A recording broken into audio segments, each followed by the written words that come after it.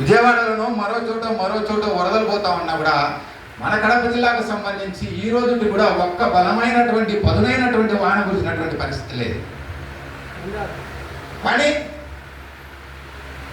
ఇవాళ ప్రాజెక్టులకు నీళ్ళు వస్తూ ఉన్నాయి, కానీ ఆ నీళ్లను రైతులకు ఇవ్వడానికి అవసరమైనటువంటి కాలువలు లేకపోయినా కూడా ఈ ప్రభుత్వాలు ఏమీ పట్టించుకునేటువంటి పరిస్థితి లేదు. అట్లా సాగునీటి రంగానికి సంబంధించి ఇప్పటికే నిర్మాణం పూర్తయినటువంటి ప్రాజెక్టుల కింద ఉన్నటువంటి ఆ పంట కాలువలను సత్వరం పూర్తి చేయాలనేటువంటి ఒక ప్రధానమైనటువంటి డిమాండ్ను మనం ఈ ప్రభుత్వాల ముందర పెట్టాల్సినటువంటి అవసరం ఉంది. దానికి అవసరమైనటువంటి నిధుల కేటాయింపు గురించి గట్టిగా మాట్లాడాల్సినటువంటి అవసరం ఉంది. అలాగే ఇతర సమస్యలకు సంబంధించి మైలవరం రిజర్వాయర్కు సంబంధించి లేదా అక్కడ ఉన్నటువంటి చెయ్యేరు రిజర్వాయర్ అనేటువంటి ఈ మధ్యకాలంలో 3 సంవత్సరాల కిందట భారీ వరదలు వచ్చి కాలువలు అక్కడ ఉన్నటువంటి డ్యామ్ కొట్టుకుపోతే దాని పునర్నిర్మాణానికి సంబంధించి లేదా రాజోలి రిజర్వాయర్కి సంబంధించి 3 సార్లు శంకుస్థాపన చేసినారు. ఇప్పటికీ దాని గురించి మాట్లాడేటువంటి వాళ్ళు లేరు, పట్టించుకునేటువంటి వాళ్ళు లేరు. గత 3-4 సంవత్సరాలుగా ఎక్కడ వేసిన కొంగడ ఎక్కడైనటువంటి పద్ధతుల్లో రాయలసీమకు సంబంధించినటువంటి ఈ సాగునీటి ప్రాజెక్టులకు సంబంధించిన విషయంలో ప్రభుత్వాలు తీవ్రమైనటువంటి నిర్లక్ష్యంగా వ్యవహరిస్తున్నటువంటి పరిస్థితి ఉంది. కాబట్టి సాగునీటి రంగానికి సంబంధించినటువంటి దాని మీద రాయలసీమకు అత్యంత ప్రాధాన్యత ఇవ్వాలనేటువంటిది ప్రధానంగా మనం ఈ ప్రభుత్వాల ముందర ఒక డిమాండ్ని తీసుకురావాలని చెప్పేసి నేను కోరుతా ఉన్నా. అట్లనే రాయలసీమకు సంబంధించినటువంటి ఈ 4 జిల్లాల్లో లేదా ఇప్పుడు ఏర్పడినటువంటి 8 జిల్లాల్లో అపారమైనటువంటి ముడి ఖనిజాలు అనేటువంటివి ఉన్నాయి.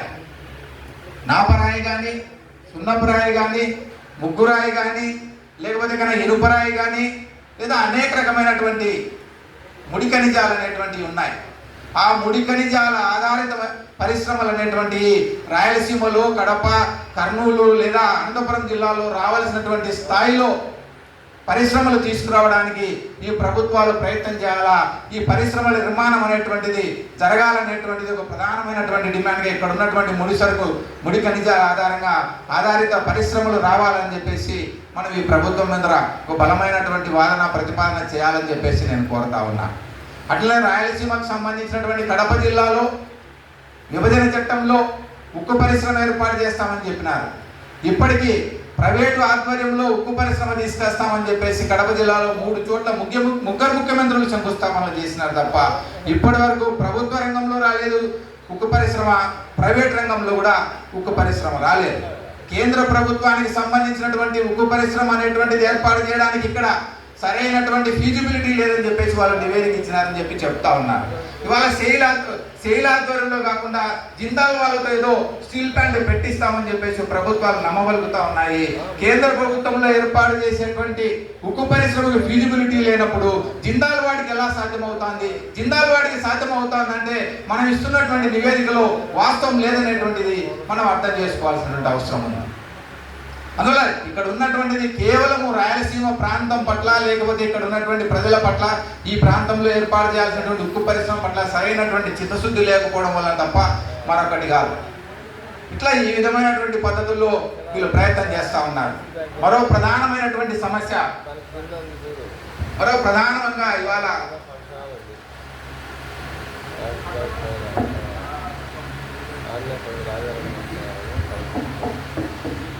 రాయలసీమకు సంబంధించి ఇవాళ ఒక ప్రధానమైనటువంటి సమస్య రాబోయేటువంటి రోజుల్లో రాబోతా ఉంది.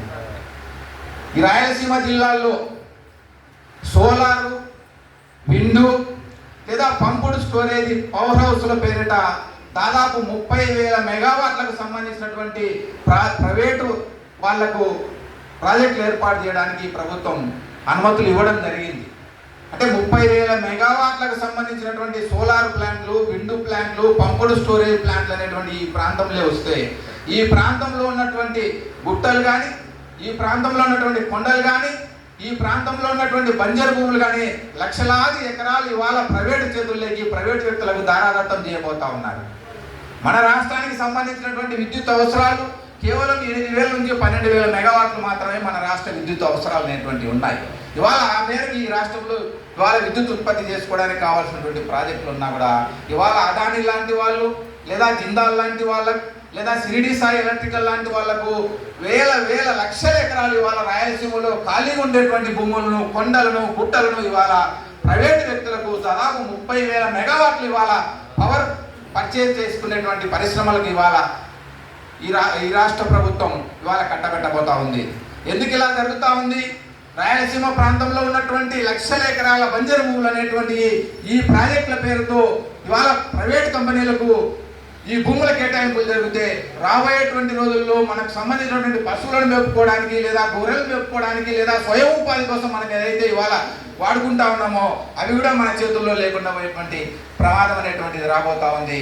దానివల్ల వచ్చేటువంటి ఉపాధి అనేటువంటిది నామమాత్రంగా ఉంటుంది తప్ప రాయలసీమ మీద మరో పరోక్షమైనటువంటి దోపిడీ ఇవాళ లక్షల ఎకరాలను ఇవాళ బహుళజాతి కంపెనీలకు, కార్పొరేట్ శక్తులకు అప్పచెప్పడానికి ఒక పెద్ద ప్రయత్నం జరుగుతూ ఉంది. దాంతోపాటు మరో ప్రధానమైనటువంటి సమస్య, ఉన్నటువంటి సమస్యలకు తోడుగా కొత్త సమస్య ఏంటంటే ఇవాళ ఎక్కడైతే రిజర్వాయర్లు ఉన్నాయో అక్కడ రిజర్వాయర్ల దగ్గర పంపుడు స్టోరేజ్ ఎలక్ట్రికల్ ప్లాంట్ అనేటువంటి కొత్త అయినటువంటి ఇవాళ తీసుకురావడానికి దాదాపు 9,000 మెగావాట్లకు సంబంధించినటువంటి పవర్ ప్లాంట్ రాయలసీమ జిల్లాలో ప్రభుత్వం అనుమతి ఇచ్చింది.